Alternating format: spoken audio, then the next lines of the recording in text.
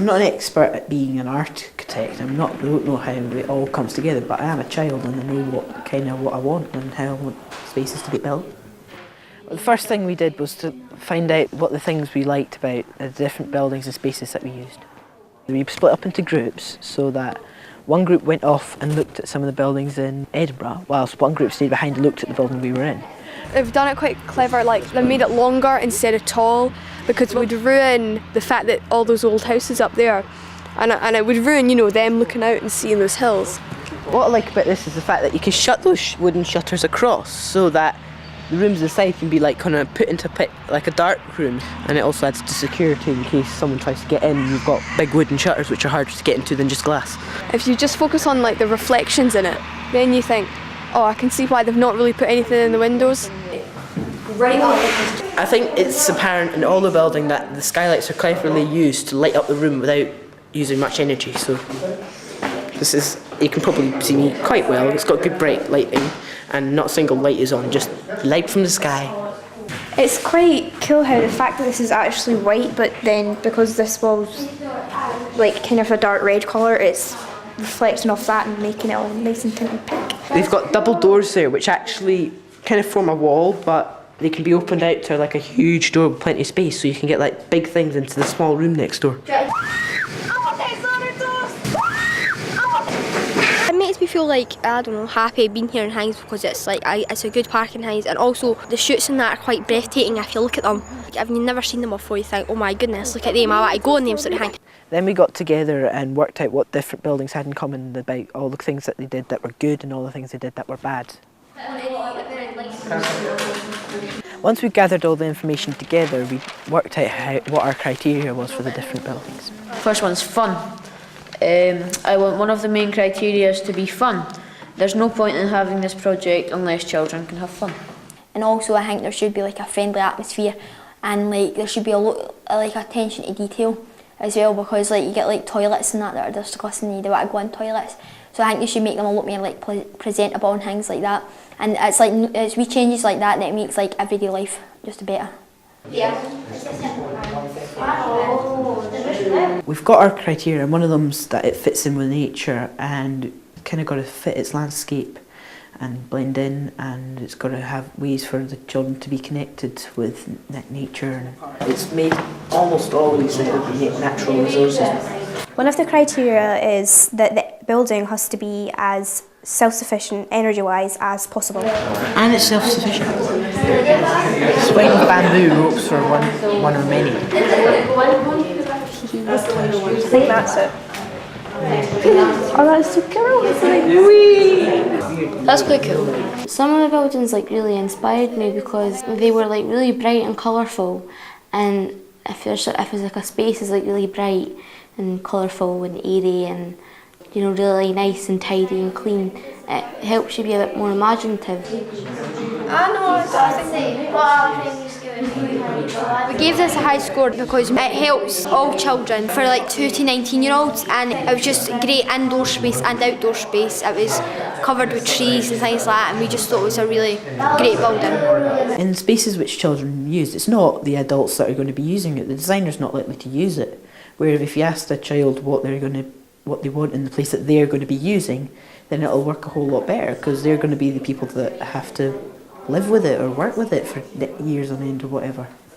It's good that they've asked children to design a house that they would like, because normally they'll just say, oh, right, okay, we think children would like this, we'll include this for children, this for children, but these guys have actually asked them specifically what pretty much exactly like how the children designed it. That makes me feel like I want to go there. I liked number 3 because it was outside and like there's like loads of buildings, so like you could just, if anything bad happens, you could just go and like you'd still be safe.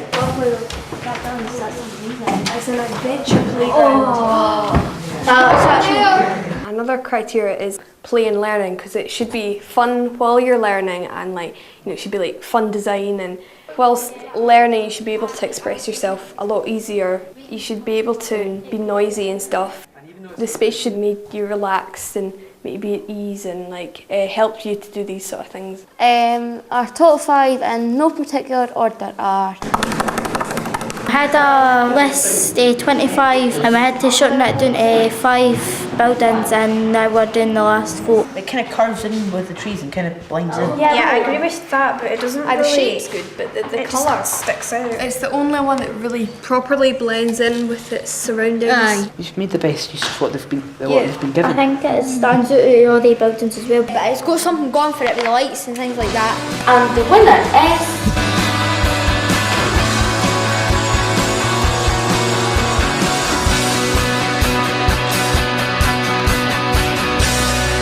And this is the envelope.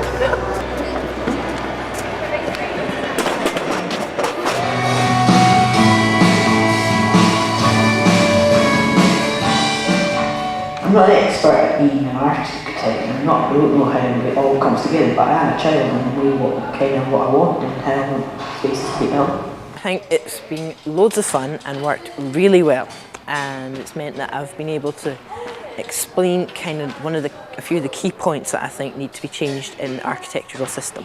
What I think about this whole thing is it's great because it's showing different examples of how architects have done what they need to do a lot more, which is listening to the people who are using it, not building it because they think it looks nice.